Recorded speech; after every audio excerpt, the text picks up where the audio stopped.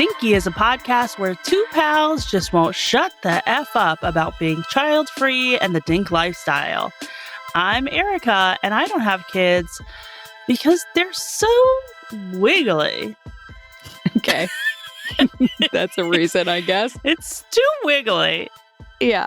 And I'm Kristen, and I don't have kids because I got yelled at yesterday by a German woman who yelled at me for letting my dog pee on the apartment lawn in which she doesn't own. It just like belongs to the building. And she was like, children play here. And so I'm like, okay, so I guess children can't play anywhere on earth where a dog may have ever been. So therefore, I'm not having kids. Tell me more about this lawn. How big is the lawn? It's like a communal fucking lawn. Like, is it big? Yeah, it's big. Oh, okay. When you said apartment lawn, I kind of was like, is it like 6 by 6 feet? No. But it sounds like, large. I don't know, 100 feet long. Okay. Like, it's pretty big. And she decides that she owns it. So she wanted to let us know. Yeah, you should put a sign out that says dogs pee here. Yeah, I should. Like, here's the thing, too. Kids play here. Okay. So what makes a kid more fucking special than my dog? Cool. This is my kid. My kid pees here and plays here. Okay? It's obnoxious. It's just like, why do kids get the right of way? Okay? Why are they more important than my dog who is here too? Yeah, it's specious. It is specious. Oh my God, if you're not watching this on YouTube, you need to go see Kristen's face because it's the most disgust I've ever seen from her. It's very offensive to me as a dog mom. If you were a mom of a human child, would you let them play on pea grass? The fucking world is contaminated. Okay? The air is contaminated. Everything they eat or drink is filled with microplastics. We're all getting cancer. Let the dogs pee where the children play. Is that so much to ask for? The new Dinky slogan. Let the dogs pee where the children play. That's all I'm asking for. Well, great transition to our topic today. Today we confront one of Scotland's most brutal legacies. Wow, that is a transition. We really should not laugh, but no, let's pull it together. I don't know how to transition otherwise. But today we're talking about the Witchcraft Act of 1563 in Scotland. If you're not familiar, for nearly 175 years, from 1563 until its repeal in 1736, this act stood as part of Scotland's law. In that time, it is estimated that 3,000 to 5,000 people were accused of witchcraft. Of those, a staggering 84% were women. Torture, often in the form of sleep deprivation and relentless interrogation, was routine. Executions followed, frequently by strangulation or burning, and their bodies were often destroyed so that they could not even be buried, therefore denying the final dignity of rest. Our guests know this story better than anyone. Today, we're joined by Claire Mitchell KC, a distinguished Scottish lawyer specializing in criminal defense, constitutional, and human rights law. She is a co-founder of the Witches of Scotland campaign, which seeks posthumous pardons, a memorial, and an official apology for those persecuted under the Witchcraft Act. Zoe Ventitazi is a writer, teacher, and co-campaigner. Born and raised in Fife, she brings storytelling, archival curiosity, and moral urgency to this mission. Her literary debut, Anywhere's Better Than Here, won The Guardian's Not the Booker Popular Prize. Now, with Claire, she's co-author of How to Kill a Witch, a guide for the patriarchy. Their new book weaves together the legal history, archival testimony, fictional vignettes, and sharp critique. It lifts the stories of those accused, women, and a few men out of dusty court records and into the present. It asks, how did this system become possible, and how do we make amends? But before we get started, we need to dink ourselves. Dink yourself! Dink ourselves! A dink is a dual income, no kid household. So naturally, we are making bad fucking choices with our disposable income. In this weekly segment, we chat through the frivolous and ridiculous purchases or hobbies that we couldn't afford if we had kids. So, Kristen, what's been Duncan going on over there? Oh, it's a been thinking to Oh, myself. What has I been thinking to myself? I what the think fuck? just like living by the seat of my pants. Is that a term? Hmm. Flying by the seat of my pants. Is that what they say? Why are All you of the above work for flying? me. Why do you have? What's the seat of your pants? Your buttocks? You Anyway, do I'm really not know living. what the seat of your pants is? Well, I could imagine it's the butt part of the pants where you get seated. Yeah. Hmm. Yeah, so it's living by your butt. So flying by the butt of my pants for some fucking reason. God. I don't know where I'm going to live like day to day basically at this point.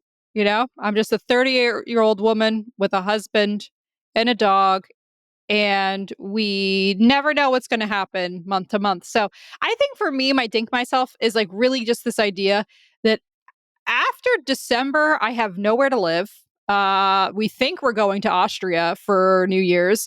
We think we're going to like a different part of Germany for Christmas.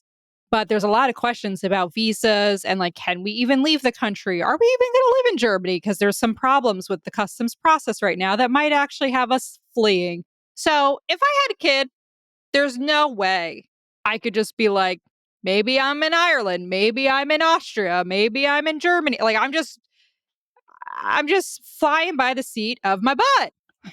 Does that count? Of course it counts. I think that's a great dink yourself. Listeners, Okay. I just need you to know that Kristen before this was like, do you have a dink yourself? And I was like, oh God, I got to think about it. She's like, mine sucks. That's a great dink yourself. I actually pivoted like 3 times, so I landed in a different Oh, direction than I thought I would. oh, interesting. Yeah. Earlier Yeah. it was like I ordered delivery. So I thought this is really more appropriate because anybody can order delivery when they feel like crap. Oh, and I thought about maybe all the cold medicine I stocked up on when I went to the apotheca, which is like the little pharmacy here. I thought maybe that was a dink myself, but that didn't really feel like a dink myself either. So here we are, All you right. know? I mean, we Okay. wound up in a great place, I think. Yeah. Yeah, yeah. Okay. Well, hopefully my nervous system regulates someday, but in the meantime, how did you dink yourself? Um, I dunked myself. I just got back from Mexico City with a dinky trip. Couldn't do these trips if I had children, first and foremost, because I wouldn't have this podcast. That makes sense. That adds up. But yeah, we had a great time in Mexico City. And while I was there on my last day, do you know what I found, Kristen? I know what you found because you told me. Yet another witchy store. Which shop? Yeah. And I got a lot of little think yourself stuff. Like So what? cheap compared to America. I bought a little Mm. copper cauldron. It's very cute. I don't know what the What? fuck I'm supposed to do with it, but it's How little? little. It's like this big. It's like a And couple it's got a little, inches, yeah, it's is what got she's like a showing little me. handle that you can hold it from and Is little it supposed to be leggies. purely decorative? I don't think so. No, I think you use it for spells, but Wow. Okay. yeah. I think you're supposed to burn things in it actually, but I'm not 100% sure. Burn the bodies of men. Okay. That's a Don't joke think for the legal men are going to reasons. fit. Yeah. I bought, well, this wasn't at the witch store, but I bought some art. I God, you like bought, are always buying art. I think like half of your Dink yourselves are you buying art these days. well, yeah, because my husband and I are really trying to make our house more cozy because I mean, he's always been wanting to make the house like more decorated, but I have started realizing this is getting off topic, sorry, but I have started realizing that like my whole life I've just like moved so much that like I've never really like justified decorating a house like really like to its fullest extent. And we're finally at a place where we're like, oh, we could live here for a long, long time, potentially forever. So why are we not like doing everything to decorate the house? And so, Nesting. yes, nesting sans children. Are you guys like maximalist in your decorative style, or how would you define yourselves? That's a great question. I don't think I'm a maximalist. I mean, maximalism is pretty intense in my book, Mm-hmm. but Mm-hmm. I would say we're a middleism. Miss, Minimalism. Yeah, you're because like more I'm like you. minimalist. Yeah, I am. But I like maximalist style too. You know, like I I love appreciate maximalist it for what style, it but is. I also think it would be overwhelming to live in. Yes, and also you could fuck it up real bad where it just looks like you're a hoarder and not like cute and curated, and it could go Yes. sideways real quick. Hmm. But you Yeah. guys don't have a ton of wall space, so I'm like, where is this art going? Wait, Because what are you you have talking about? art We on have like that. every wall. Okay, so what we're doing is, this isn't going to make sense to anybody else, but our TV wall? Yeah, We're making that like almost like a French art a wall, gallery. a Got it. gallery, because that's a big old empty space. Okay, got it. That's what we Yeah. wanted to do with our TV wall as well, but then we decided let's move to Airbnbs because we don't need a house that we paid all this money for. Oh, wait, I do want to say one other thing that I bought at the witchy store because I just remembered. There were these, I wish I had it in front of me so that I could show it to you, but there were these little clay figurines that someone makes that look almost like little ghosts or something. They're really cute. And they're like supposed to be like little forest creatures, and so you're supposed to put them in your house plants, and they're like supposed to protect your house. It's really cute. So I bought one of those at the witch store. I love that. Yeah. I'm kind of sad that you only bought one. I feel like I want I wanted many to of buy these. like 5 more, and I've been since trying to see if you can buy them online. And I don't think you can, but I will go back to Mexico City one day and I'll buy us like Yeah. 900. Oh my God. Because, yeah, I love that. That's so cute. Yeah, really cute. Well, before we dive into the interview, I do want to introduce a new reoccurring segment.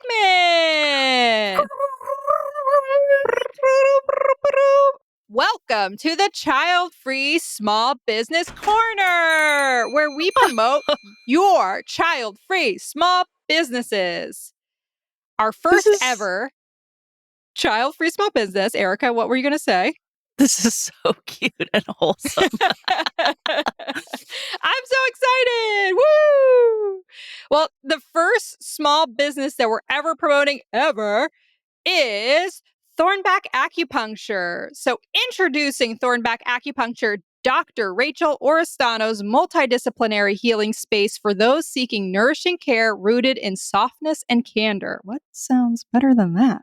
While folks local to the Philadelphia area can come for in person services, including acupuncture and cupping, Dr. Oristano's also offers virtual psychotherapy and coaching calls with a focus on queer issues and the child free lifestyle. Got questions? Head over to Thornback Acupuncture. That's THORNBACK acupuncture.com and set up a free curiosity call. We'll also link to all of Rachel's relevant links in the show notes. So if you're interested in her services, visit the show notes for a direct link. Kristen, have you ever done cupping? I have seen other people do cupping because it leaves like all like marks on your back, right? It can look scary. Oh my God, though, when I had lower back pain and I went to a physical therapist and got cupping for the first time, it's one of the best feelings ever. Like immediate relief from pain. Oh. Yeah, I also highly hear it's recommend. like cleansing, like antioxidants or like some other type of like cleansing property to cupping too. Okay. Erica looks very confused. I swear I've read that. I don't know. Why don't you go ask Dr. Rachel Oristano at her multidisciplinary healing space? And if you're interested in small business advertising, please reach out to us. And now it's time for the main event. We're going to take a break, but when we come back, we're going to talk to Claire and Zoe. And this is a great interview. You don't want to miss it. Seriously. We loved this interview.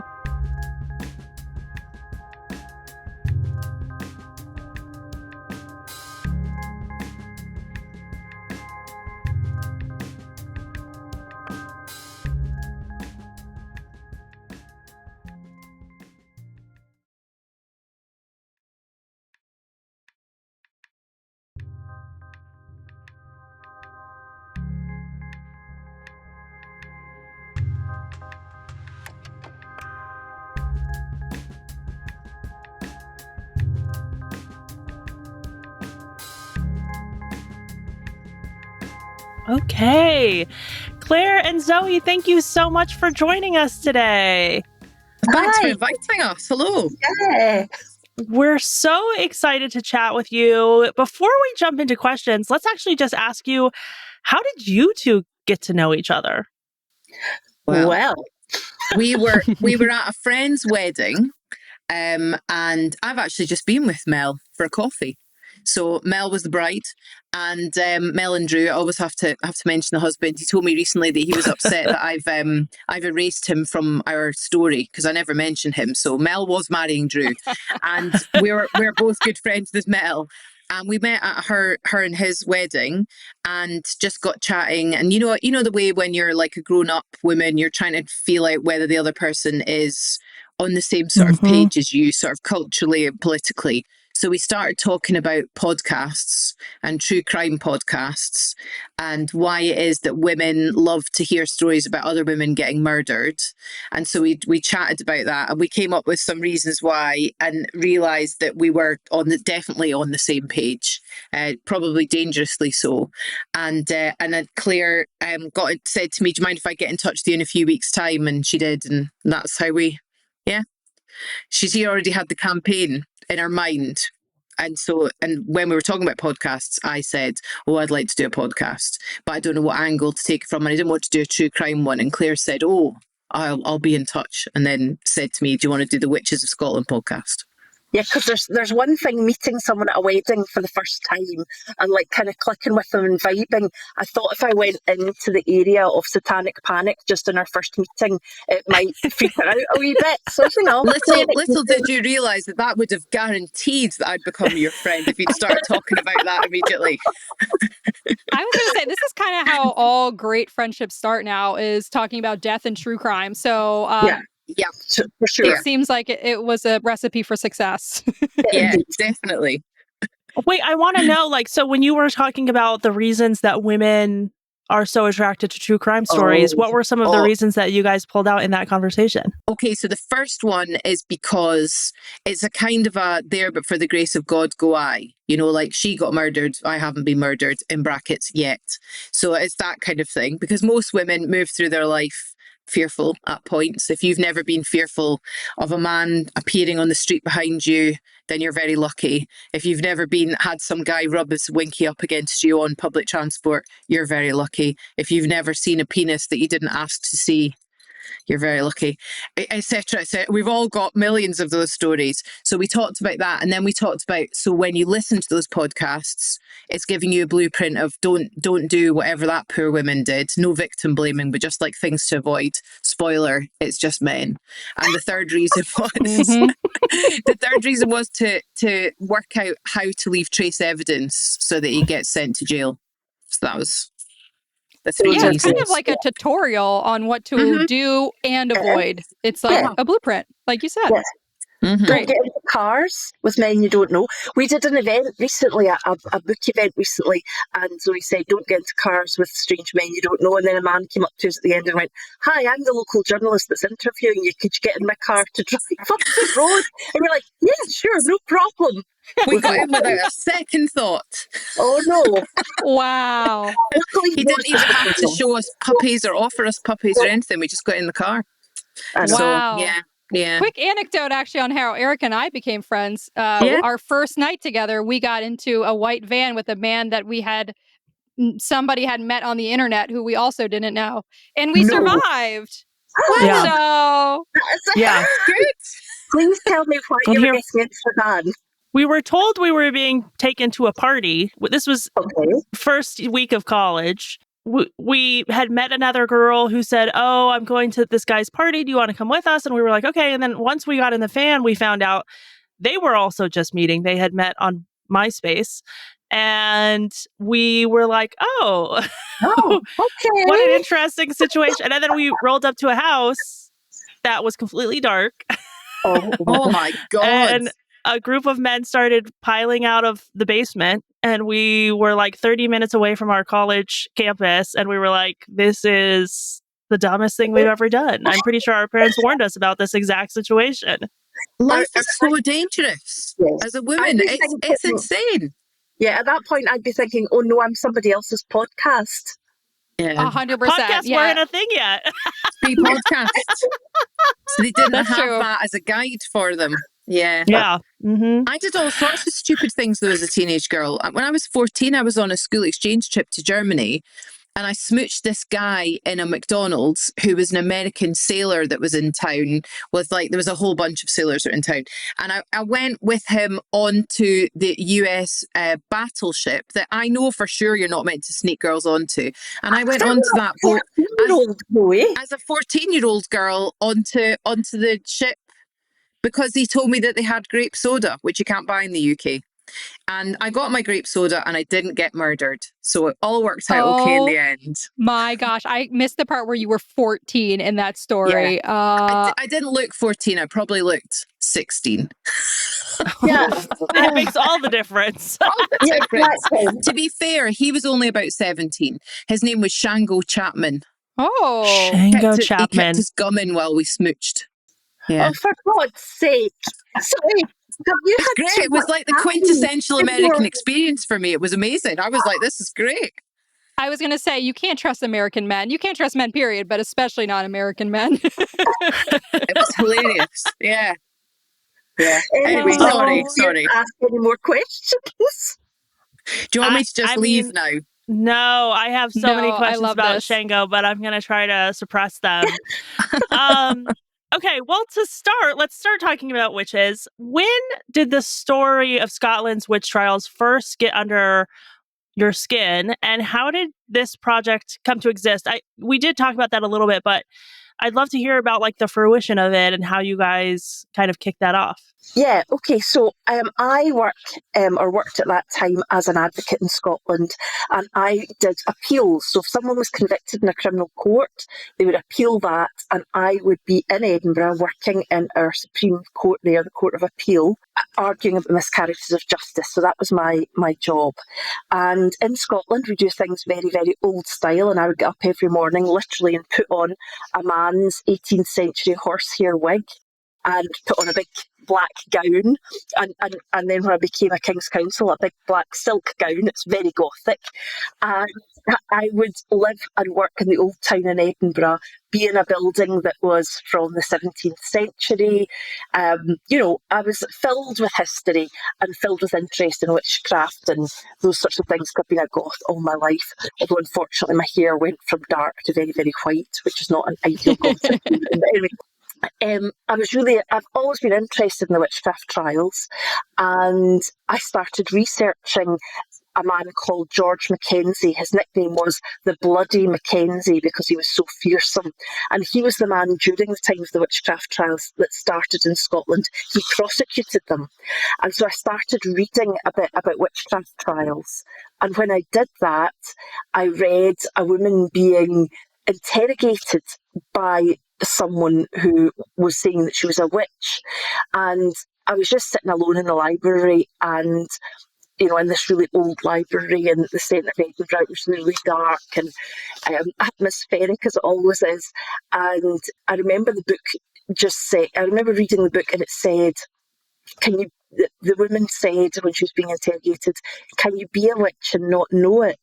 And my eyes totally filled up with tears at the idea of this poor woman who was being accused of witchcraft and was trying to square up the fact that she'd been accused with the fact that she wasn't a witch. She was trying to appease the people that were asking her questions, and it really sort of affected me. And about the same time, I read a book called Where Are the Women by Sarah Sheridan, which reimagines Scotland as a place where everybody remembers the history of women in Scotland. So every building is remembered as named after a woman, every street, every statue, and it reimagines the entire country.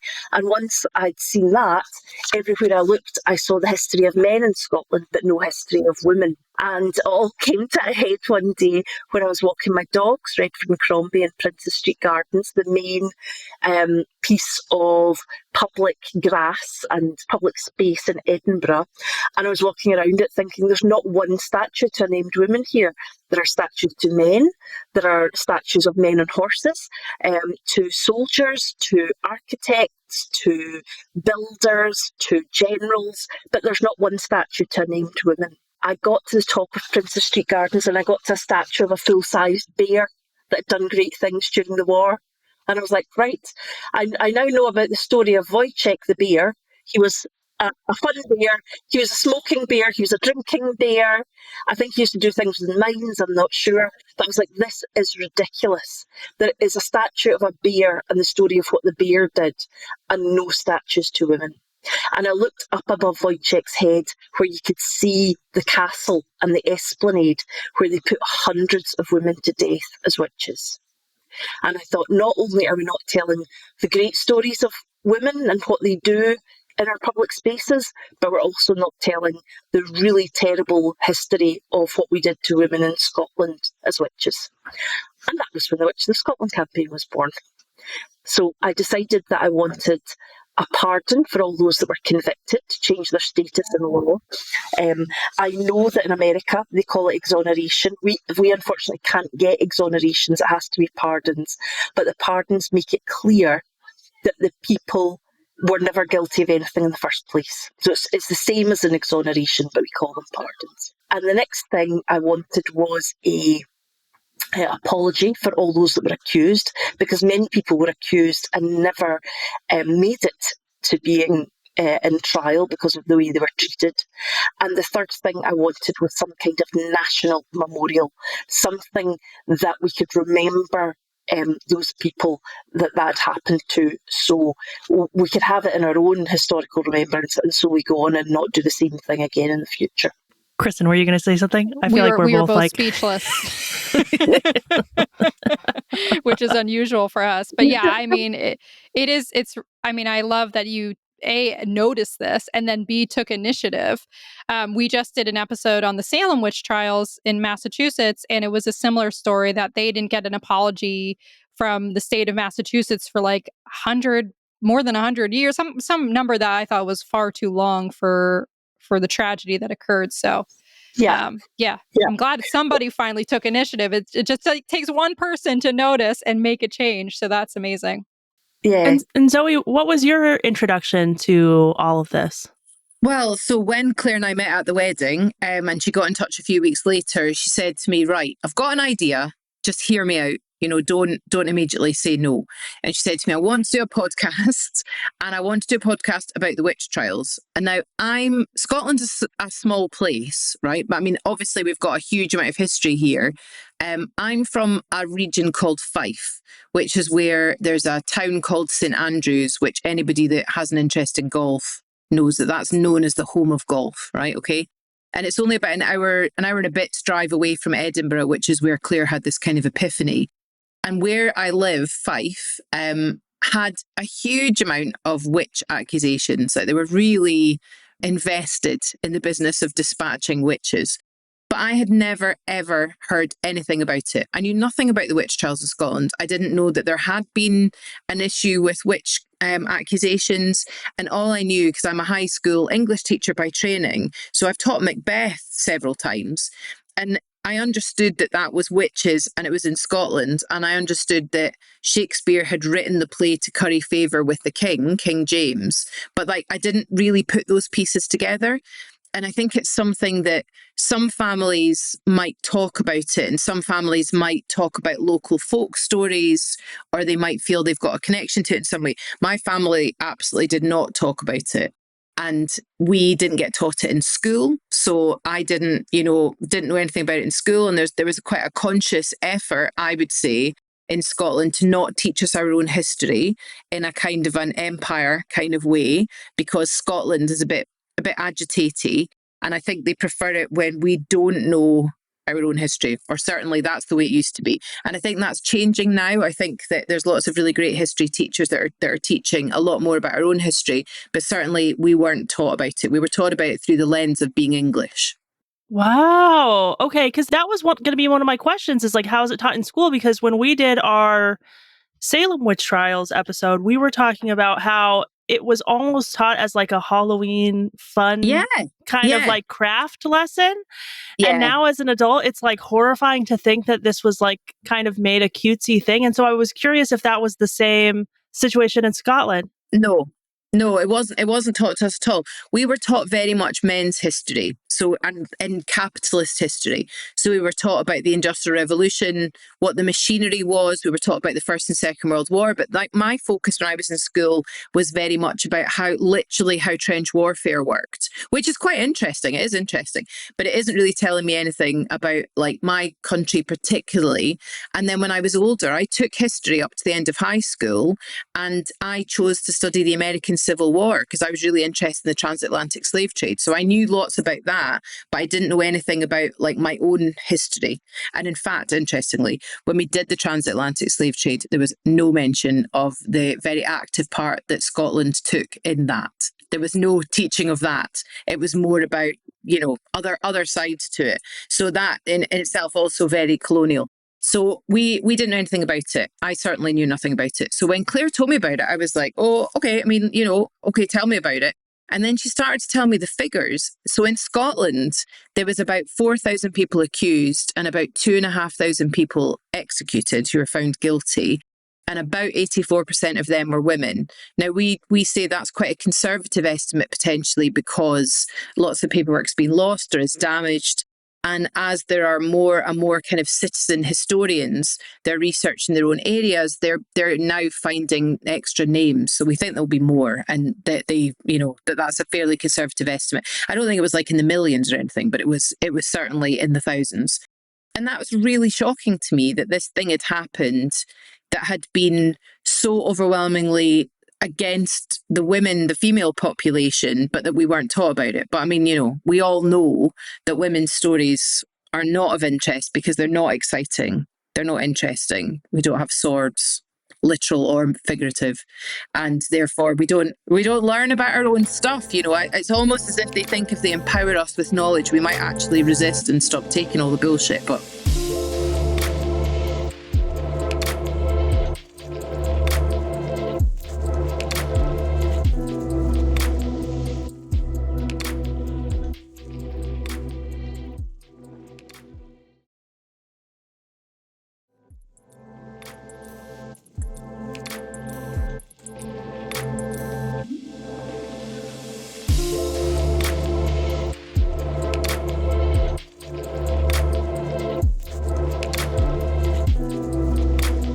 I had a figure here that it sounds like there is some evidence to suggest that it's up to 5 times as many people per capita as anywhere else in Europe were executed in Scotland, which is unbelievable. And so why, especially, in the context of Europe, why do you think in Scotland in particular were like the witch trials so vast? We had a combination of things all happening at the same time. The fastest and easiest one was we had a great court system in the central belt of Scotland. So if you had a grievance, you were able to take that to someone really, really quickly. And that's why when people were accused of witchcraft in in sort of Midlothian and Edinburgh and Glasgow, they could get to a court to argue about it. Much further up in the north of Scotland, much less possibility of that happening, or much less likelihood of that happening. That's the kind of boring answer. The other reasons are that Scotland was poor. Scotland does not grow food particularly well. The conditions are very, very bad. You only need to come here on a rainy day and imagine what it was like hundreds of years ago when people only wore things like wool to protect them from the outside without any form of heating or anything like that. So life was pretty difficult for a lot of people, or for the vast majority of people. And at the same time, we had the Reformation going on. So what that meant was that the Catholicism in Scotland was declining and Protestantism was on the rise. And Protestantism was trying to squash out Catholicism in Scotland. And so each party to that side was trying to show that they were the godliest, to show that they were the best. And if God wants to test you, he will send the devil, who will in turn send his witches to test society. So it's interesting. It's an interesting fact that God's omnipotent. So God always has full power over the devil. God lets the devil allow witches to do things so he can ascertain who's good and who's bad. a bit like a very, very bad Santa list, finding out who's good and who's bad at the end of the year. You send out the devil, see who goes for his ideas, and if they do, then they'll be called witches. But anyway, all that was happening when things were really, really difficult. You had the church saying, we absolutely believe that there are witches, that they have been sent by the devil and they're going to do bad things in society. So if anything bad happens to you, if your cow stops giving milk, if your family member dies, if your child gets sick, then you have to think to yourself, is there someone in my community that might have put a spell on me?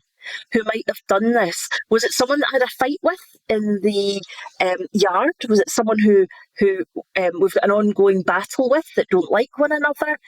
Find out if there's witches that caused this. So that was the church, who had a huge sway and power over people's lives.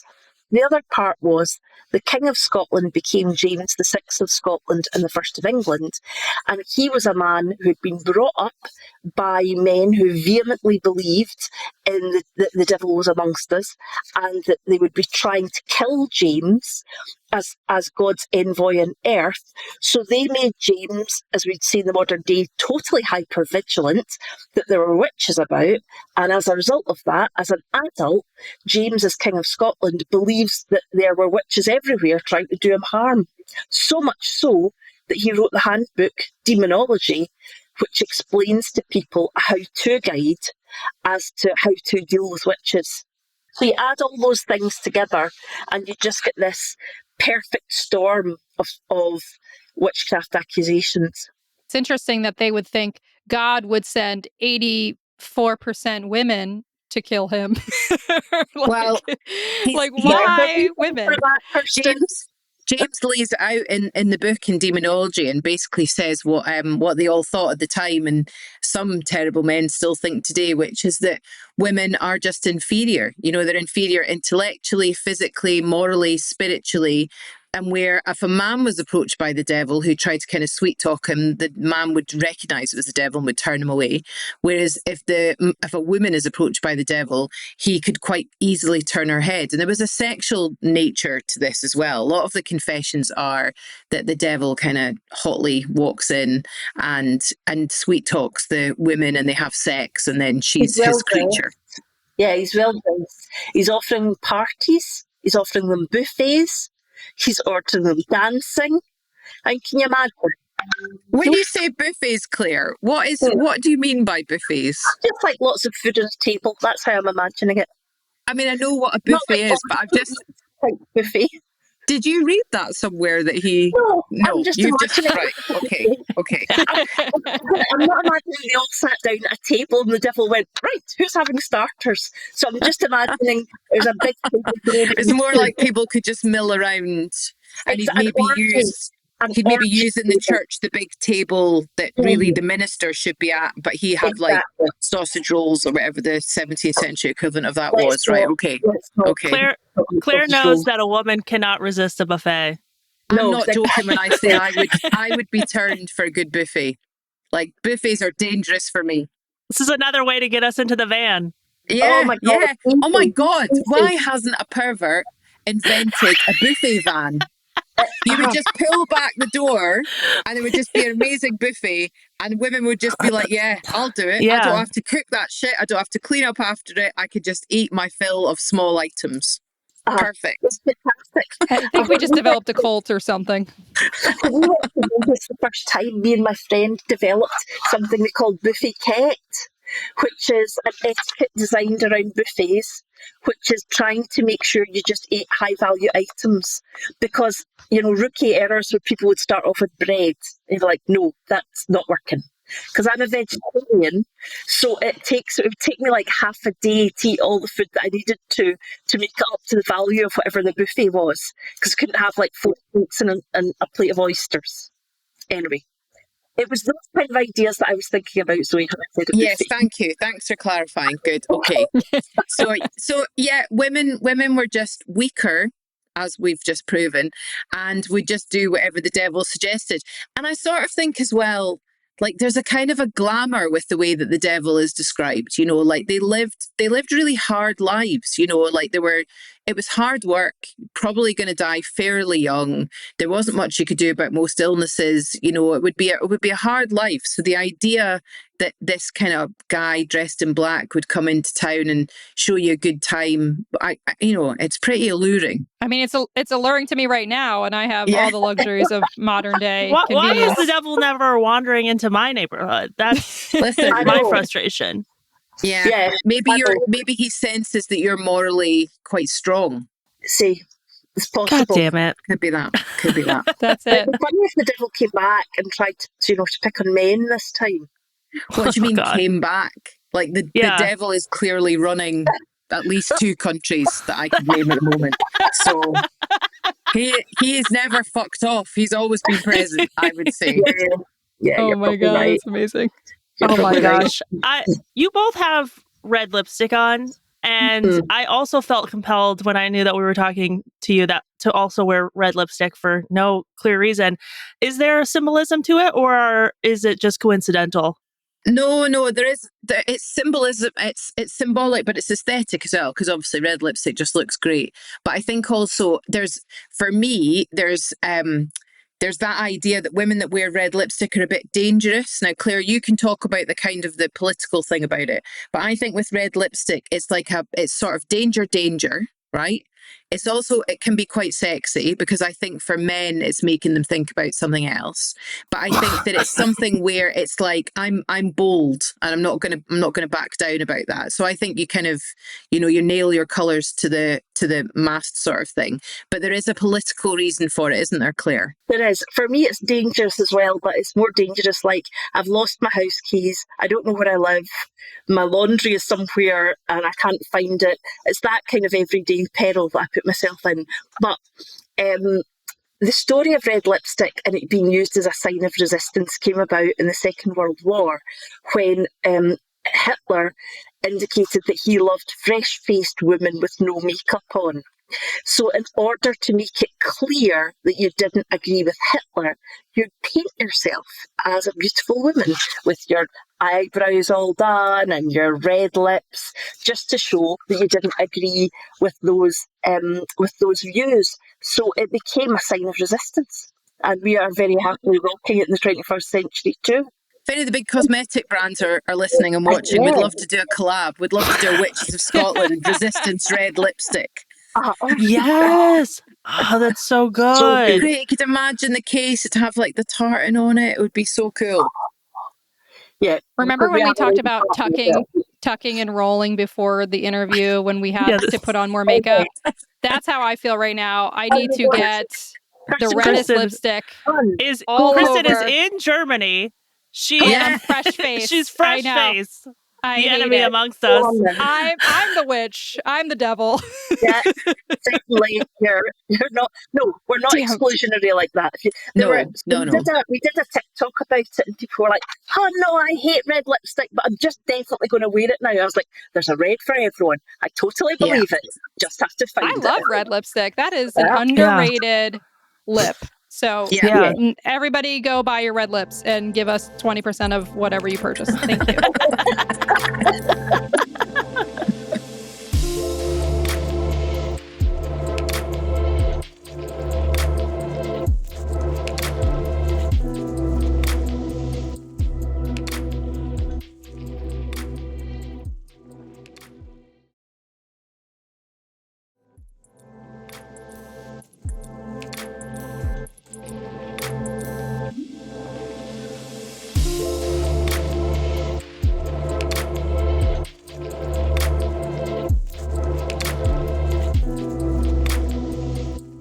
And then the other thing that I wanted to ask you is, like, as I've been studying a little bit about like the history of witches, and like the history of the witch trials, I keep coming across this thing of like, and this might be a hard question to answer, but I keep coming across people saying like, these people were not witches. They were innocent women who were executed. But Scotland also does have like a long history of like folk witchcraft, right?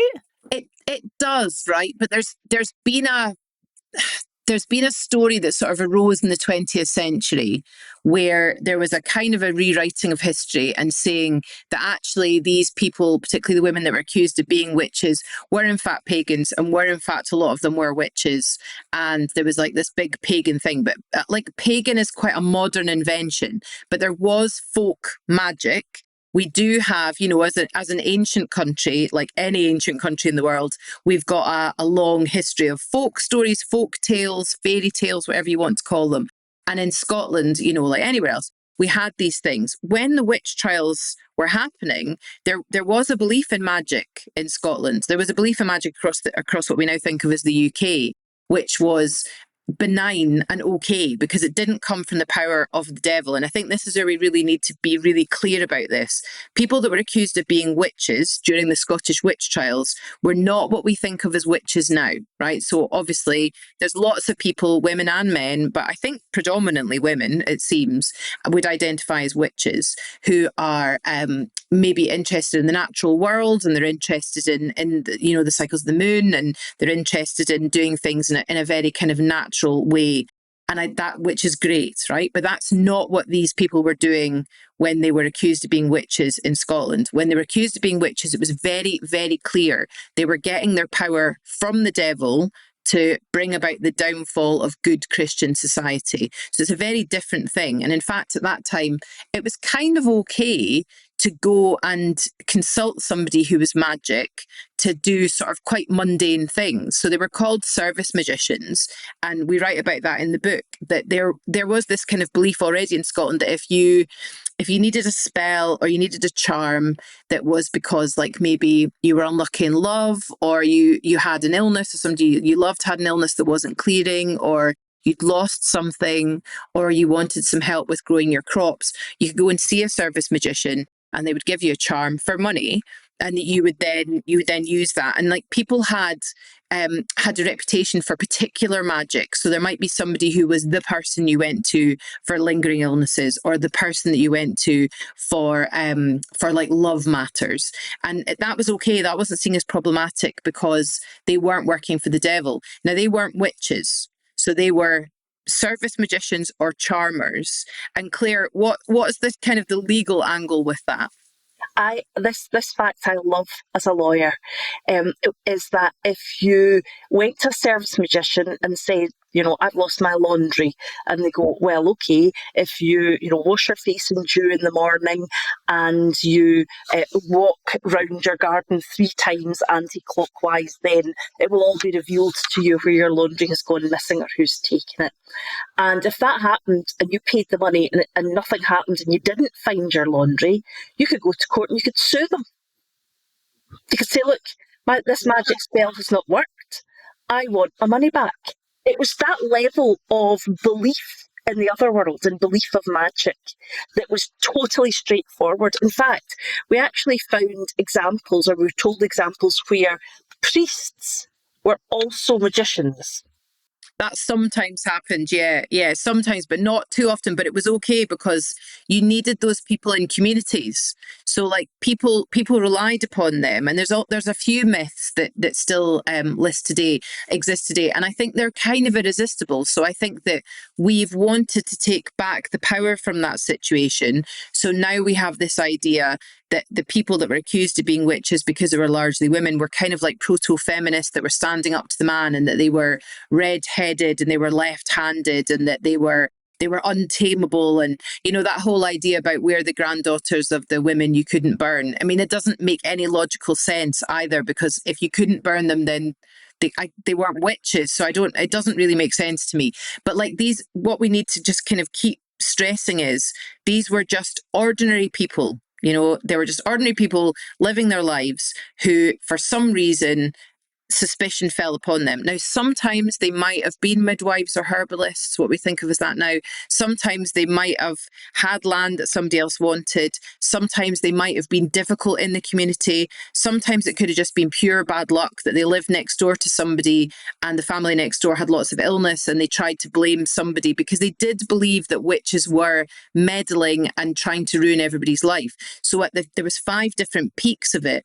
And during those heightened times, people were very kind of attuned to, oh no, this thing has happened, our crops have failed, how could that have happened?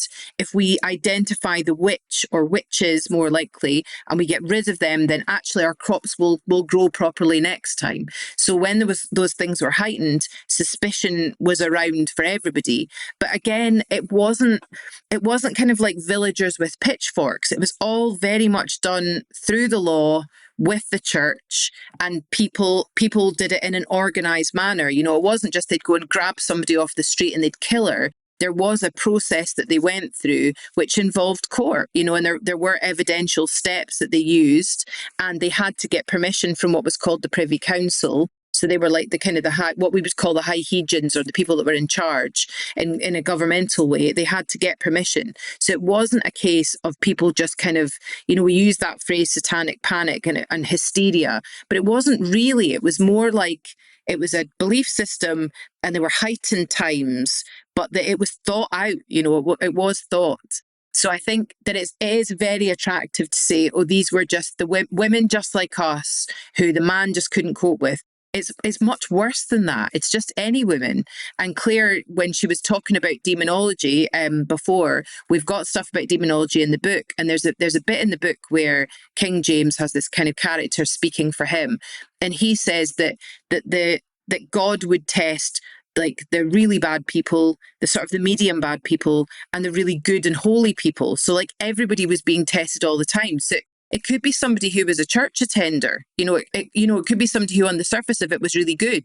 It's just it was more likely to be women, which is actually probably more frightening. Because there'd be times where there wouldn't be anything really you could do to protect yourself. You might be doing the best you could, but the finger of blame could still fall on you. Or somebody else could be accused, and while they were questioning them to get a confession from them, they'd be saying to them, right, well, witches don't work alone. You work in a coven. Who else? And then a woman or a man could name other people and say, okay, you know, under duress, it was my neighbour, it was the women in the market. Do you know what I mean? And then it would just be a snowball, and all these other people would get dragged into it. And so what, as someone who's still kind of new to the Scottish witch trials, like what broke the camel's back? Like what made this stop? What made people decide enough is enough? Unfortunately, it took a very long time. So the Witchcraft Act in Scotland was in force for 173 years. It was a very long, slow process. But what happened was the belief system just started to change. That was it. People just started to move away from the idea of witches, and the Enlightenment happened, and people started to believe in different things and rational things, and the grip of the church lessened. And with the grip of the church lessening and the church and state not working hand in hand as much, people were allowed to think more freely and started thinking, actually, I don't think this is real. So what happened, as these things usually do, is the law changes first. So the law came into force in 1563. And then in 1736, the law changed. But the historians tell us that just because the law changed on that day, the law changed from the law of you can be guilty of witchcraft and you can be executed, or you can be guilty of pretended witchcraft, i.e. pretending that you knew about witchcraft, and get a fine overnight, one day in 1736. One day you could be hung, the next day you would get a fine. And that's how it changed. But actually people changed much, much more slowly than that. But when we started this campaign, and we started it on International Women's Day in 2020, we started it about a feminist campaign about remembering women's history so that we didn't repeat it. And we did not think that 5 years later we would be in the situation that we're currently in, both over your side of the pond and over our side of the pond. And we see the same red flags. We see church matters, the far Christian right. I don't even think they're not Christians as I would understand what a Christian is. Well, you know that saying, there's no love. What is it? There's no hate like Christian love. I haven't heard that before, but you know, there's this far right Christian fundamentalism which seem to want women to be back in the house, just looking after children, just, doing the laundry, perhaps asking a service magician if she's lost the laundry to get it back for her. They're just wanting those times. And when church and state get together, things go really, really fast wrong for people that they find as a scapegoat. And you guys are seeing it at the moment. And whatever you see now, we'll be seeing it in one form or another. We used to be about 5 years behind you. I think we're probably about 2 or 3 now. But we see it happening here now, not necessarily with women actually, but a very similar structure, so that, times of social unrest. So at the moment, you'll be the same as we are. People are scared about like the cost of living becoming so expensive, jobs being lost, climate change, the threat of war in different places around the world. People are scared, quite understandably and quite reasonably. And what some people will do who maybe aren't interested in critical thinking, and I think this is a skill that is declining in education that we really, really need to very urgently boot back up again, but they're not interested in critical thinking. They're being fed this constant barrage in social media where they're being targeted because it's making money for the rich more and more all the time. And then they're being told, well, it's not Elon Musk's fault. It's not Trump's fault. It's not these guys over here who own all this property but don't live in it. It's none of these guys' faults. It's the fault of brown and black people, and in Britain, it's people that are immigrants and that are seeking asylum and refugees. That's who the focus is on just now in Britain. We have a politician here who is a great admirer of your esteemed leader, and he is parroting the same language and is very much involved also, aside from the issue of trying to push people out of the country, in taking away women's rights. They're now really very focused and meddling in women's reproductive rights. There's money coming into the UK from the States to stop abortion access. Like, these things are all incredibly frightening. And if you're not frightened by that, you're not paying attention, because it starts with that.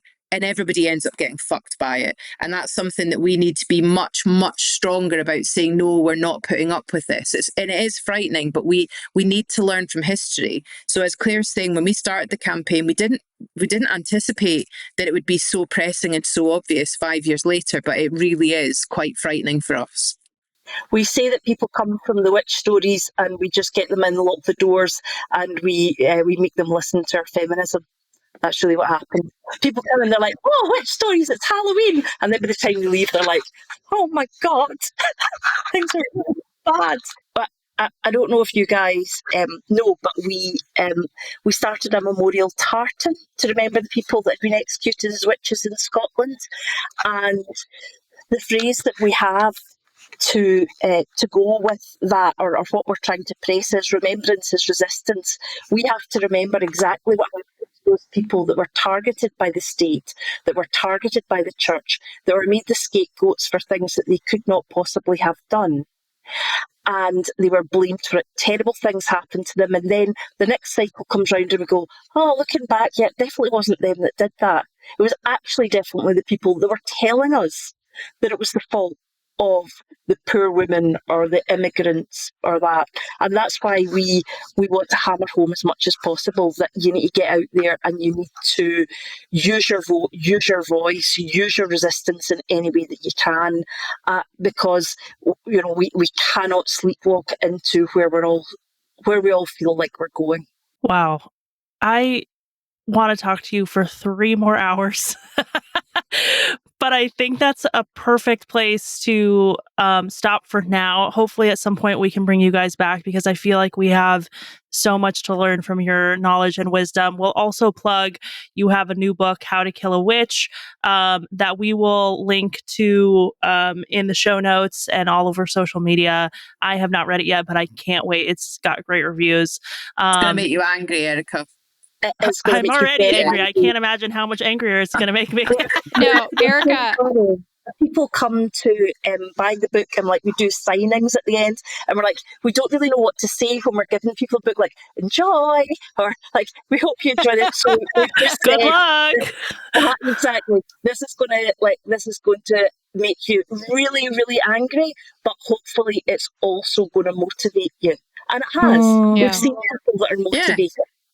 the woman that wears her tartan scarf as a sign. A lady spoke to Zoe at an event where a woman wears her tartan scarf when she helps people try and obtain their reproductive rights, and she feels it gives her some kind of strength. And we were totally blown away by that. And that's what we want people to feel, that when they're touching that, they're remembering what's gone before and remembering that we can try and do everything we can to not make it happen again. Beautiful. Thank you for Kristen, using your voice. Yeah. Truly. No, I was going to say, I've never heard Erica breathe so heavily into the microphone before in an interview. So, that's how much you moved her. Sorry about that. I don't think Zoe and I are quite fun people. Honestly, I swear. Yeah, that's very serious there. But you have to have a kind of a dark humor about that, and that's how we keep going. And I think that's how women keep going, and we keep trying to see the hope and the light. And we have to just keep remembering that anger is an energy, and that we can achieve a lot if we stick together. Yeah, somebody reviewed the book and called it harrowing and hilarious. And, that's got to be one of the best lines that I've ever heard for a book. Yes. Yeah. Incredible. Harrowing and hilarious. I love that. Thank you so much, both of you, for being with us today. What a gift. Thanks for having us on. It's been lovely. Thanks for listening, guys. Wasn't this a fucking great episode? I am obsessed with this interview. It's amazing. I enjoyed every second of it. I thought at first that you said, I'm obsessed with the center of you. And I was like, what would that be? I did say interview weird, and I thought I would just move forward as if nobody noticed. But it seems like you noticed. I very much noticed. Dinky is a podcast on the Spreaker Prime Network. If you know a network that wants to pay us more, tell them to reach out. Call us. Many thanks to Chloe Steinhoff-Smith for our podcast art, Leah Herder for creating our show's theme and interview transition music, and Vince Shortino for audio mixing and editing. What's Leah up to? We got to get Leah in here to make some... Shut up, Kristen. Okay. Shut up. We need to get Leah in here to make some music for our little small business corner. I thought about that too, but... Okay, what else did you fucking want to say? She's got I don't think she works very well on deadlines. I think she's more of the creative type, like the creative ADHD girly who kind of like when she has something, she'll come to you and be like, I have this thing. Okay. So that's actually how we ended up using her music in the first place. Was she was like, hey, I have this like unused music that I think would be great for a podcast. Oh. That's how it started. Well, I guess I gotta ask the spirit ghosts to send Leah a message. That's right. You got to put it in your little 2-inch cauldron. Yeah, there we go. Burn some sage. And I was going to say, and Vince Shortino for picking out some cute little sound effects. Because he does that too. Yes. Good job, Vince. Want to connect with us on social media? Why the hell not? We're so fun. We can keep this party going throughout the week. You can find us on Instagram. You can find us on TikTok. You can find us on Threads. You can learn what Erica's obsessed with. We can't you talk can find today. out. We're so bad at this. We're so bad at a podcast. Go ahead. I was just going to say, and you can find out what Erica's obsessed with for the week, because I don't usually know until I look at Threads, and then I see what she's obsessed with because she's posted a bunch of shit, and I'm like, what's going on? And then that's how I know what's going on with Erica sometimes. Check the social media. What have I been obsessed with lately?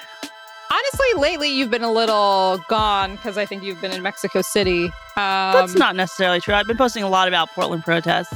Oh, you 100%. You've been very obsessed with Portland-related things. Also, the racist Taylor Swift content is also a niche that you're into right now. And I think I just posted about Free Willy.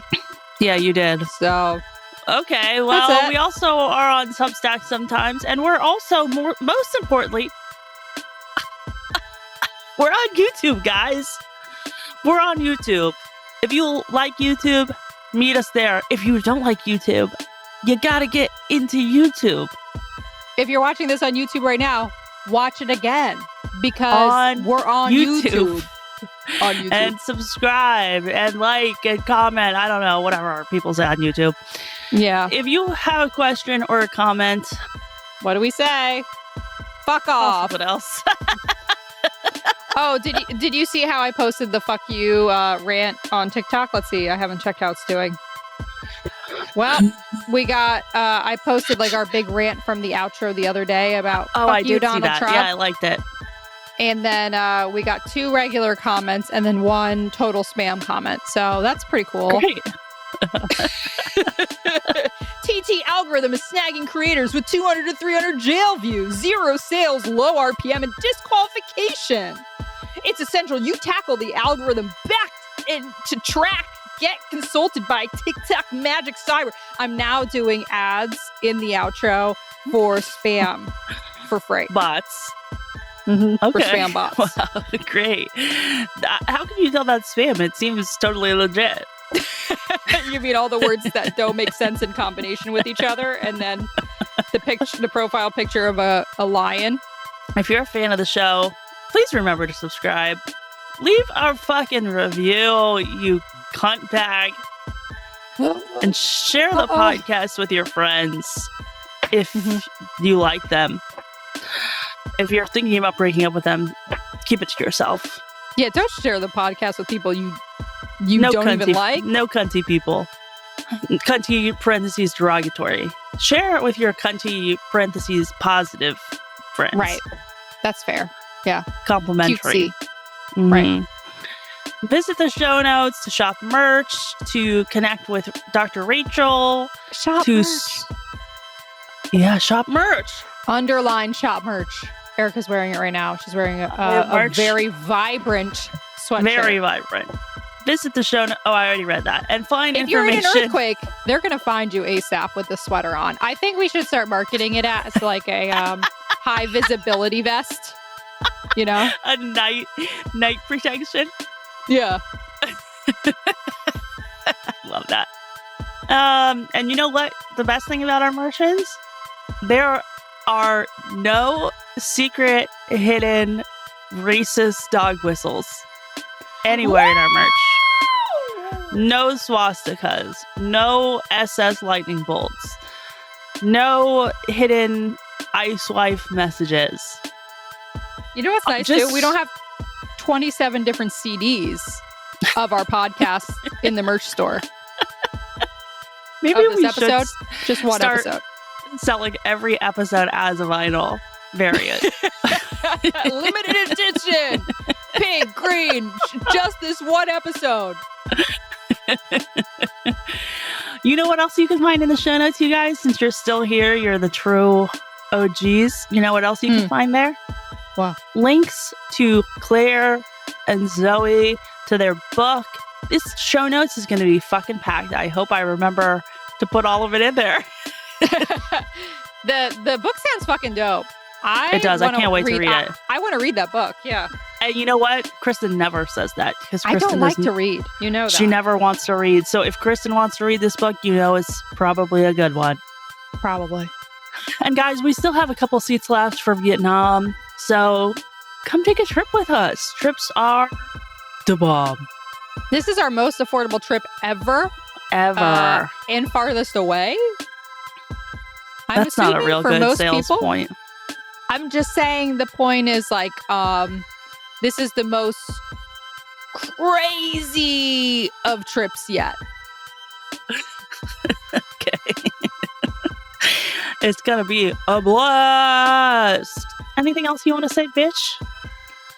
Listen, bitch, I just want to let everyone know that we love you and we respect you, and thank you for making it to the end of the episode. Dink life.